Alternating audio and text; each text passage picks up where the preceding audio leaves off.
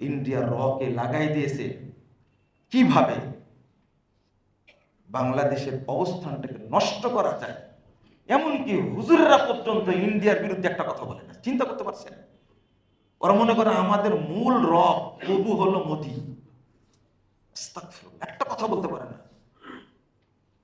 আর যদি তাই হতো, একটু চিন্তা করেন, এই যে হাসনাত ছেলেটা কথা বলে ইন্ডিয়ার বিরুদ্ধে, ওর কিছু রাখতো?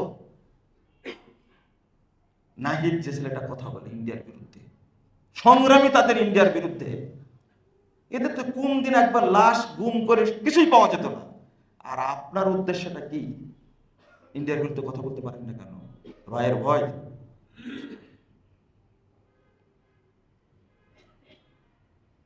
সাইদি সাহেব জেলখানায় ছিলেন, তাকে মৃত্যুদণ্ড দেওয়ার জন্য প্রধান বিচারপতি পর্যন্ত চেঞ্জ করা হয়েছে। এটা জানেন আপনারা? একটা হিন্দুকে বাংলাদেশের ইতিহাসে প্রথম প্রধান বিচারপতি করা হলো।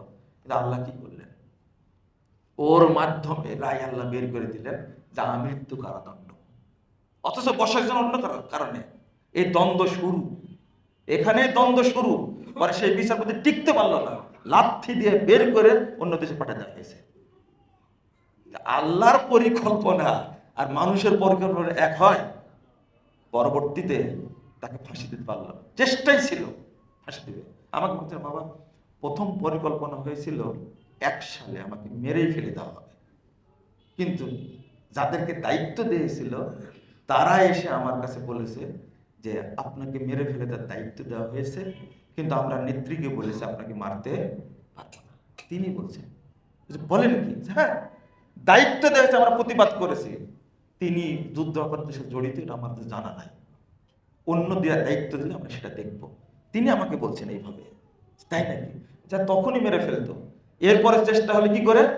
ফাঁসি দিয়ে মারা। মারতে পারছে? অনেককে কিন্তু মেরে ফেলেছে। সাইদিকে মারতে পারছে? অন্তত এই বিশ্বাসটা রাখতে হবে। আজকে আমরা যে কাজগুলো করছি সব দুনিয়ার স্বার্থে, ব্যক্তি স্বার্থে, দলের স্বার্থে, ইসলামের স্বার্থ নয়, দেশের স্বার্থ নয়।